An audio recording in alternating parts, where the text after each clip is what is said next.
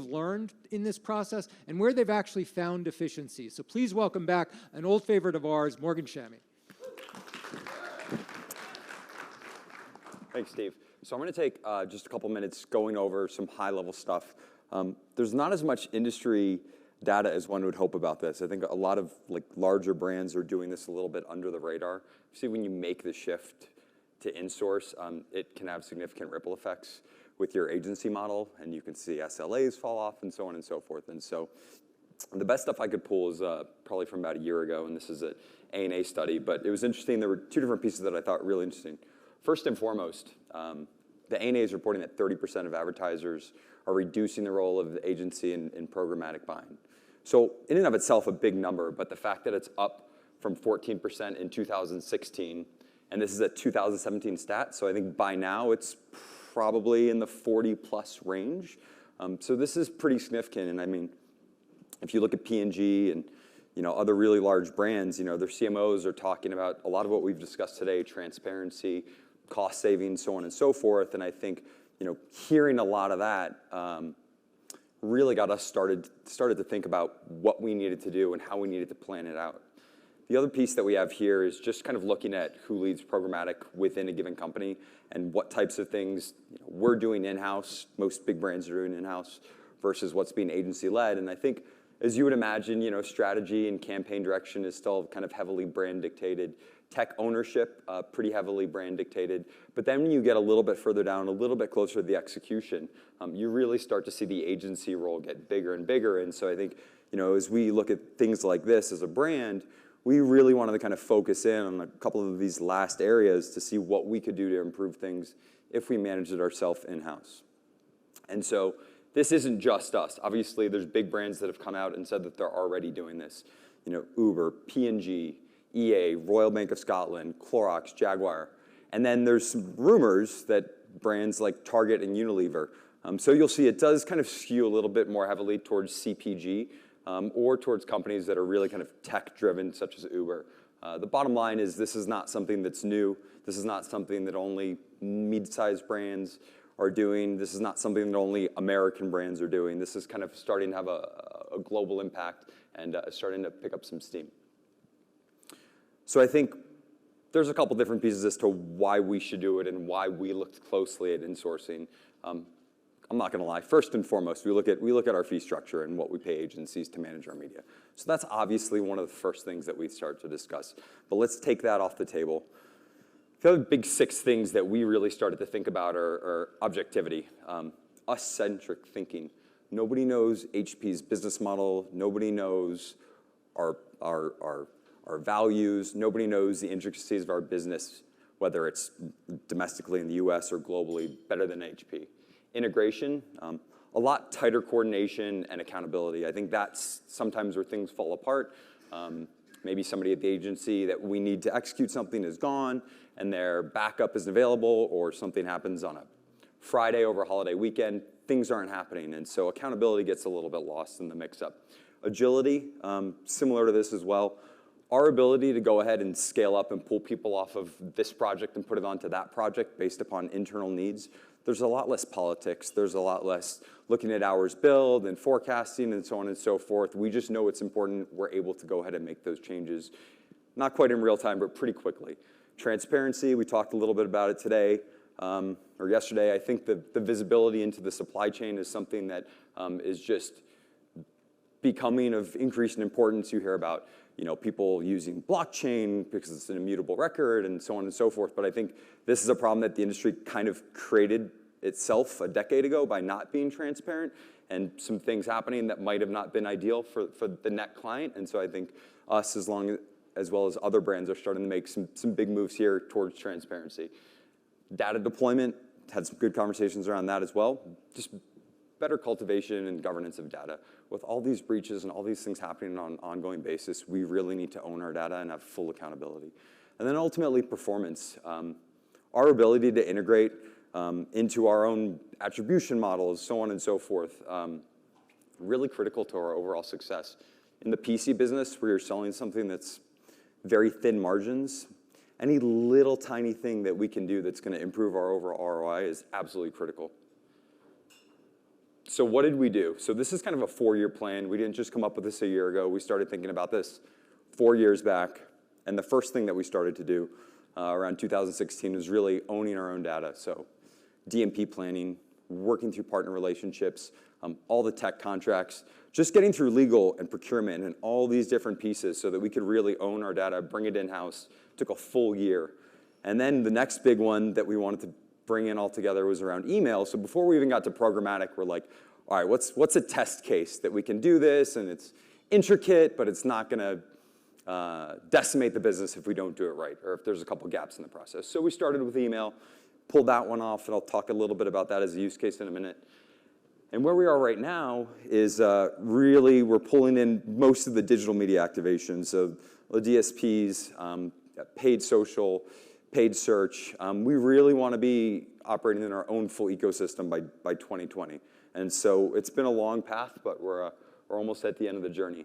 So I just wanted to highlight this because this was one of the first exercises that we started to go through.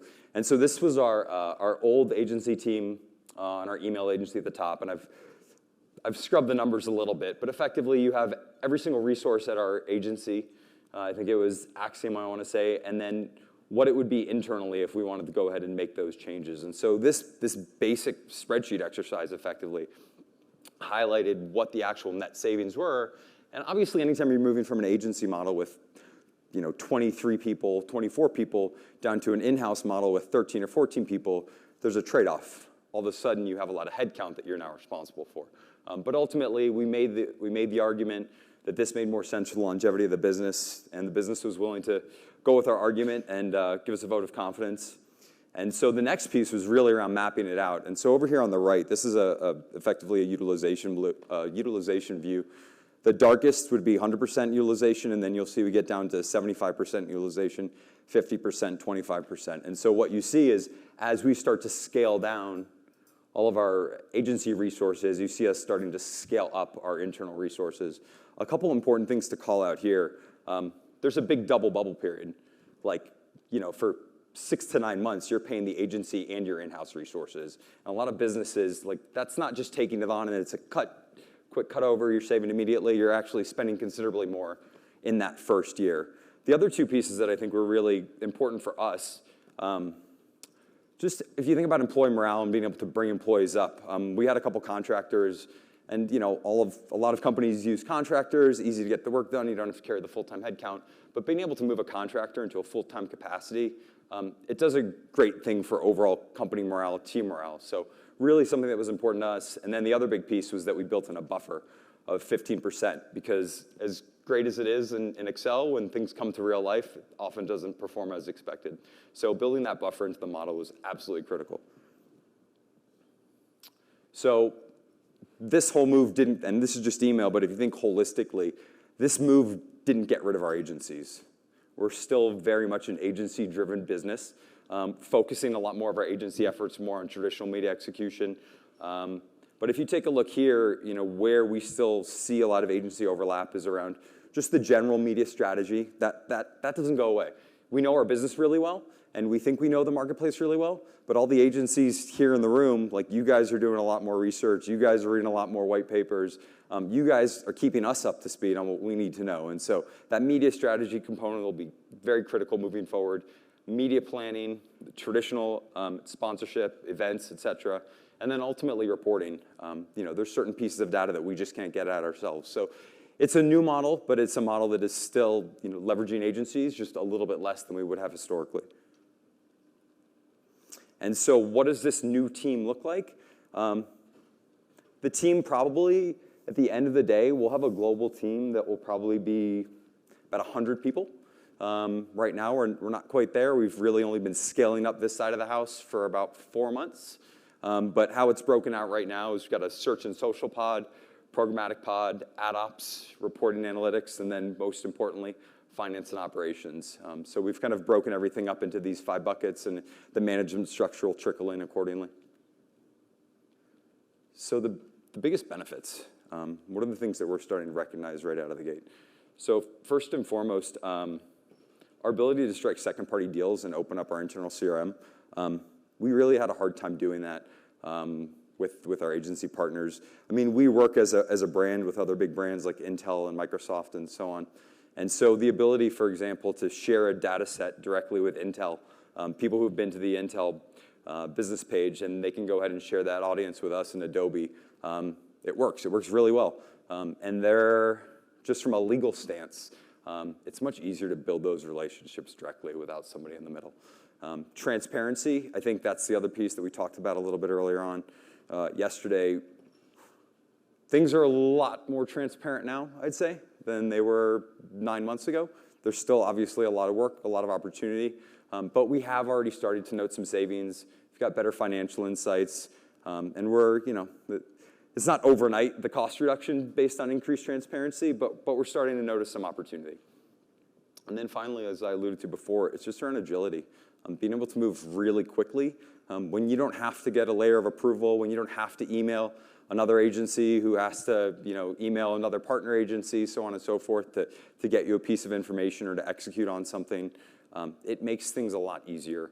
And so we feel like we're a lot more nimble, and because we are more nimble, when we see something that's working really well, we're able to scale really quickly. We can just walk over to one another's desk. We've done a good job centralizing this team in San Diego, actually. And so it's been really great having everybody together as opposed to kind of distributed, particularly with a large organization. The distributed model, particularly people in different time zones, different regions, it gets really challenging, and it kind of undermines that agility component. So that's it. Keep reinventing. Morgan, thank you very much. Some questions of Morgan? Dan Williams, textile. 68% of all your questions are 34% humorous. Thank you. So how has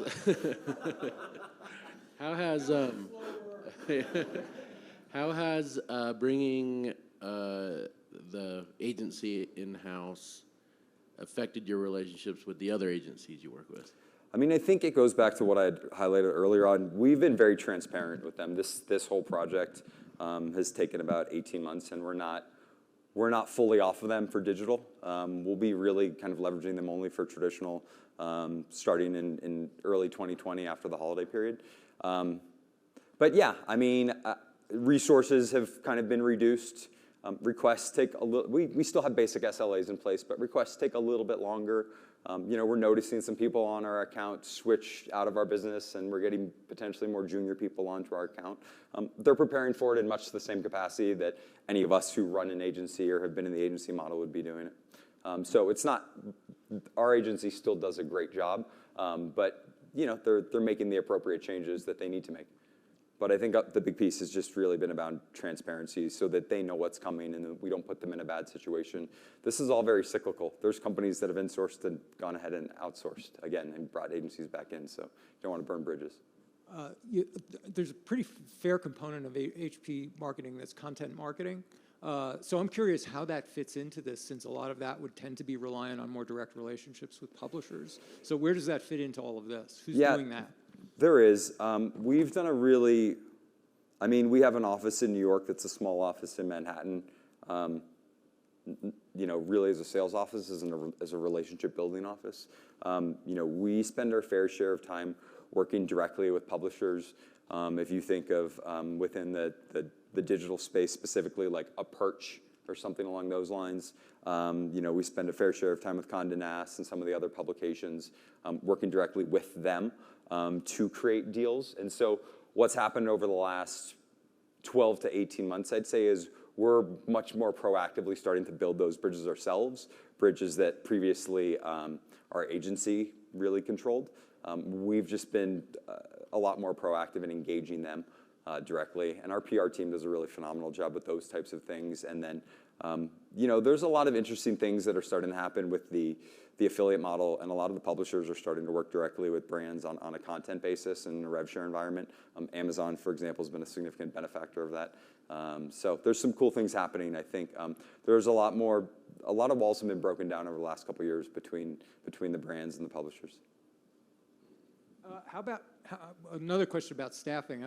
We've had a number of brands who've talked about in-housing, and one of the blocks for them is really being able to find the staff where they're headquartered, and that it's a real challenge.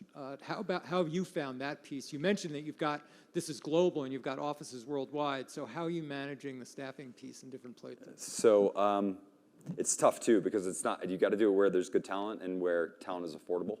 And ideally, you're working in time zones that are reasonable. It's challenging scaling something like this. I mean, we've all, I'm sure, had to hire people, and when you're out there looking for somebody who's really good, sometimes just finding that one person can take 3 or 4 months. You know, hiring up a global team of 100, it's taken some time, and particularly, for example, the San Diego market. It's not the Bay Area, right? On the one side of things, there's not as much competition. But on the other side of things, there's not as many digital natives, if you will, to choose from. And so, you know, we're fortunate to be, you know, located right by San Diego State and UCSD. So you've got, you know, some great feeder schools that we're able to pull from.